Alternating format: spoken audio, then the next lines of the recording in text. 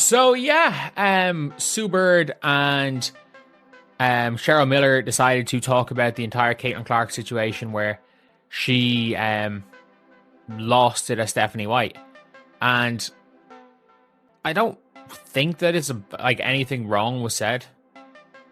Like I really don't think anything wrong was said. Like there was criticism for Caitlin Clark here, while not overly criticizing her, because I'm being real. Yeah, Caitlin deserved criticism. I didn't understand why everyone's like, oh yeah, this is all on Steph. Nobody in that arena was ready for what they were about to witness. The cameras were rolling, the crowd was buzzing, and then everything stopped. Not because of a buzzer beater, not because of a brawl, but because Caitlin Clark, the most watched, most talked about, most scrutinized player in the history of women's basketball, turned toward her own coach and said something that made the entire building go quiet.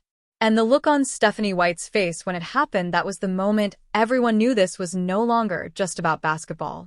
Here is what nobody is telling you about what actually led to that explosion, what it reveals about what is happening inside that locker room right now, and why the people who know this league best are genuinely alarmed. Let's go back to the beginning of that night, because the meltdown did not start when the cameras caught it. It started long before tip-off.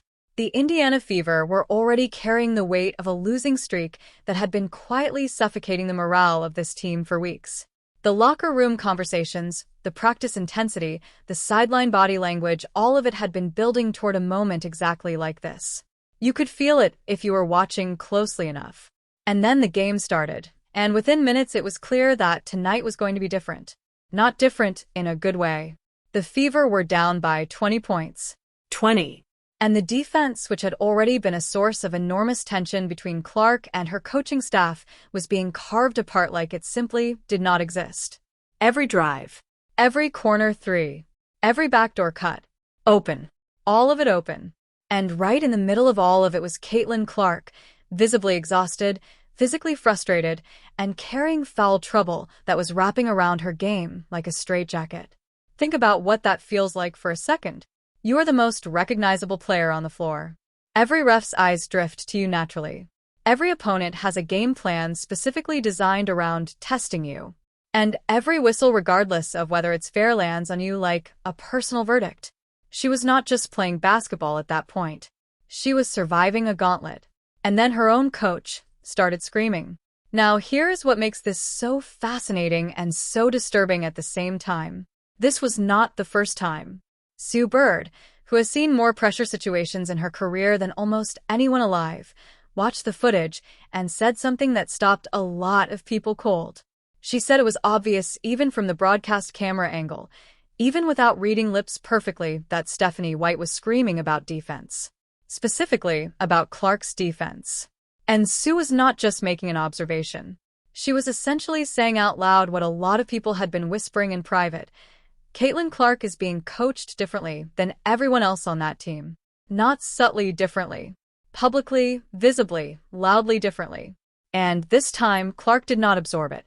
She fired back. The sideline erupted in the kind of moment that changes a season. Maybe changes a franchise. Cheryl Miller did not sugarcoat her reaction when the footage started circulating. She described what she saw as frustration that has officially spilled out of the locker room and onto the court in front of thousands of people and a national broadcast audience. Miller, who has experienced the full spectrum of athlete-coach dynamics across decades, said that when a coach is forced to bench her own star for being too disruptive on the sideline, not for a basketball reason, but for a behavioral one, you are looking at a fundamental breakdown. Not a hiccup. Not a rough patch. A breakdown. The kind that does not fix itself with a team dinner and a motivational speech. And then there was the Kelsey Mitchell moment, which somehow flew under the radar in all the noise. Because while everyone was watching Clark and White go at it, Kelsey Mitchell, one of the quietest, most composed players on this roster, walked directly over to Caitlin Clark and physically guided her away. Told her to go stand somewhere else and breathe. Just breathe. When your teammates are stepping in to physically remove you from a situation because they are afraid of what comes next, the problem is no longer just between two people. It is now everyone's problem. It has infected the team.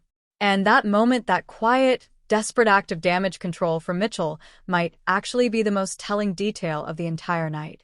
Not the screaming, not the cameras, the fact that a teammate felt she had no choice but to intervene. Now, let's talk about the defense issue specifically, because this is where the story gets genuinely complicated. The narrative being pushed in a lot of media circles is simple. Caitlin Clark is a defensive liability, she is getting exposed, and her coach is rightfully demanding more. Clean story. Easy to understand. But the actual numbers tell something completely different, and it is the kind of detail that should make you question everything you have heard. Clark is not even among the bottom 3 isolation defenders on her own team. Players who receive far less of the public criticism are statistically conceding more points in those exact scenarios. So why is she the one being screamed at on the sideline in front of a national audience? Why is she the one being benched for her reaction while the defensive breakdowns continue around her? This is where Cheryl Miller's point about the perception of fairness becomes so important. Whether the coaching approach is tactically justified or not, and that is genuinely debatable, the optics of publicly targeting one player while others slide creates a locker room poison that is almost impossible to antidote. Players talk. Players watch. And when they see that the rules are different for different people, trust evaporates. Now compound that with the systemic defensive problems that Sue Bird identified in her analysis. She pointed out something that every serious basketball mind already knows, but not everyone is willing to say on camera. If the scheme itself is broken, no individual player can save it. The Fever's defensive rotations have been genuinely baffling to watch. They are switching everything, which sounds modern and smart on paper, but in practice it is leaving their smallest players stranded under the basket and their bigs floating on the perimeter guarding guards who are 15 inches shorter than them.